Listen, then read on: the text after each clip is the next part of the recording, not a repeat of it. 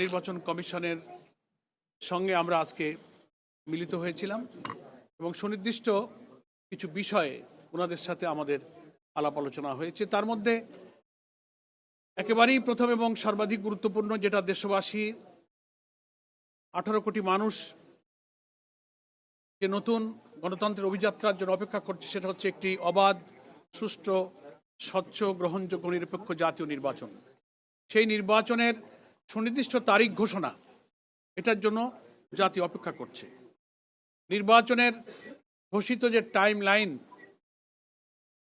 আসন্ন রমজানের পূর্বেই নির্বাচন করার ব্যাপারে যে জাতির কাছে সরকার এবং পলিটিক্যাল পার্টি স্টেক হোল্ডার আমরা যারা কমিটেড, নির্দিষ্ট তফসিল ঘোষণার সময়টা একেবারেই পেরিয়ে যাচ্ছে দেখে আমরা এ বিষয়ে নির্বাচন কমিশনের সুস্পষ্ট ঘোষণার সুনির্দিষ্ট সিদ্ধান্ত কি, এটা জানবার জন্যই মূলত প্রথম আলাপ আলোচনায় আজকে ইস্যুটাকে আমরা রেজ করেছি। এরপরে আমাদের মধ্যে আলোচনায় স্থান পেয়েছে ভোট কেন্দ্রগুলোতে বিজিবি সেনাবাহিনী মোতায়েন, ভোট কেন্দ্রের নিরাপত্তা প্রসঙ্গ, মাঠ প্রশাসনের নিরপেক্ষতা, যেটাকে আমরা লেভেল প্লেইং ফিল্ড বলছি, প্রশাসনের কর্মরত বড় বড় কর্মকর্তা এবং ইলেকশনের সাথে রিলেটেড অফিসারদের নিরপেক্ষতা নিয়ে যেসব প্রশ্ন উঠেছে সেটা আলোচনার বিষয় ছিল। এরপরে আমরা আলোচনায় অবৈধ অস্ত্র উদ্ধার যে অভিযান, সেটাকে আমরা খুব ইফেক্টিভ দেখছি না। একটা অভিযান নামে চলছে, কিন্তু কার্যকরভাবে এটাকে ফলপ্রসূ করা এবং 5ই আগস্টের পর থেকে সারা দেশের থানাগুলো থেকে লুটপাট হয়ে যাওয়া অস্ত্র কী পরিমাণ উদ্ধার হলো, অবৈধ অস্ত্রধারীরা যারা নির্বাচনকে ডিস্টার্ব করতে পারে, ভোটারদের মধ্যে আতঙ্ক তৈরি করতে পারে, তাদের গ্রেফতার অভিযানের ব্যাপারে আমাদের আলোচনা ইস্যু ছিল, আমরা এটা আলোচনা করেছি। আর একটা ইম্পর্ট্যান্ট ইস্যু ছিল প্রবাসী ভোটার যারা এবার ভোট দেওয়ার জন্য সারা দুনিয়াতে প্রায় 1.25 কোটি ভোটার বা তার বেশি রেজিস্ট্রেশন হচ্ছে। এদের ভোটার রেজিস্ট্রেশনের প্রক্রিয়াটা আমরা যারা প্রবাসের সাথে যোগাযোগ রাখছি, সফর করছি, সে প্রক্রিয়াটা তারা অনেকে জটিল মনে করছে। এনআইডি, পাসপোর্ট, কোন কোন প্রয়োজনীয় ডকুমেন্টস না হলে এটা হতে পারছে না। এটাকে আরও কতটা মিনিমাম সহজ করে আমাদের প্রবাসী ভোটারদের ভোট প্রদানের ব্যবস্থা করা যায়, সেটা নিয়ে আমাদের আলোচনার বিষয় ছিল।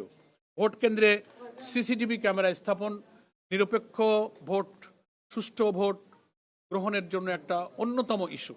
এটা আমরা আগেও জামাত ইসলামীর পক্ষ থেকে কয়েকবার দৃষ্টি আকর্ষণ করেছি। ওনারা কথা দিয়েছিলেন, ওনারা বলেছিলেন এটা একটা কস্টলি ইস্যু।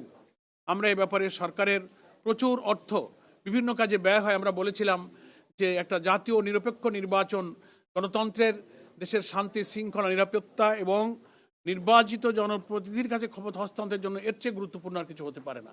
এখানে অর্থ ব্যয় করা প্রয়োজনে অনেক ডোনার এজেন্সি, ডোনার কান্ট্রির কাছে সহযোগিতা চাওয়া যায়। আমরাও কিন্তু এই সমস্ত ব্যাপারে অ্যাপ্রোচ করেছি বিভিন্ন জায়গায়। তো সেই সিসিটিভি ক্যামেরা স্থাপন সম্পর্কে এগুলো আমাদের মধ্যে আলোচনার বিষয় ছিল। এবং আইন শৃঙ্খলার যে মাঝে মাঝে গুরুতর অবনতি আমরা দেখছি, একটা দলের সবার উপরে অন্য দলের হামলা, ইভেন নারীরাও তাদের ভোটের কাজে, ভোটার সমাবেশে, গণসংযোগে গিয়ে তারাও নির্যাতিত, নিপীড়িত হচ্ছে, হামলার শিকার হচ্ছে, আহত হচ্ছে। এই সব পরিস্থিতি নিয়েই আমরা মূলত নির্বাচন কমিশনকে এখনই সিরিয়াস না হলে তফসিল ঘোষণার পর নির্বাচন কতটা সুষ্ঠু হবে, কি কি আশঙ্কা আছে, কিভাবে ওনারা চ্যালেঞ্জ ফেস করবেন, সে ব্যাপারে ওনাদের কি গৃহীত ব্যবস্থা, কি পদক্ষেপ ওনারা নিচ্ছেন, সুনির্দিষ্ট সুস্পষ্টভাবে সেগুলো বুঝবার জন্যই মূলত আজকে আমরা 6 সদস্যের এই প্রতিনিধি দল বৈঠক করেছি। আমার সঙ্গে যারা ছিলেন প্রায় সবাই আপনাদের পরিচিত। আমাদের সহকারী সেক্রেটারি জেনারেল মাওলানা এটিএম মাসুম, আমার ডান দিকে ডক্টর এইচ.এম. হামিদুর রহমান আজাদ, সহকারী সেক্রেটারি জেনারেল, মতিউর রহমান আকন্দ, আমাদের প্রচার মিডিয়া বিভাগের সেক্রেটারি, এহসানুল মাহবুব জুবায়ের, আমাদের অ্যাসিস্ট্যান্ট সেক্রেটারি জেনারেল, প্রচার মিডিয়া বিভাগের প্রধান, অ্যাডভোকেট জসিমউদ্দিন সরকার, আমাদের ইলেকশন কমিশন এবং লিগ্যাল এইড এবং লয়ার্স ফোরামের উনি সভাপতি। এই 6 জন আমরা এখানে আজকে এই প্রতিনিধি দলে উপস্থিত ছিলাম। তো দীর্ঘ আলোচনা হয়েছে, প্রায় 1.5 ঘন্টার মতো। আলোচনায় প্রধান নির্বাচন কমিশনার সহ কমিশনার বৃন্দ যথেষ্ট আন্তরিকতা এবং তাদের গৃহীত পদক্ষেপগুলো সম্পর্কে আমাদেরকে যথাসাধ্য ব্রিফ করার চেষ্টা করেছেন। সন্তোষজনকভাবেই আমরা আলোচনার শেষের দিকে পৌঁছেছি। কিছু কিছু বিষয়ে আমরা আরও কোয়ারি করেছি, নতুন কিছু পরামর্শ আমরা দিয়েছি, ওনারা অনেক পরামর্শ চেয়েছেন।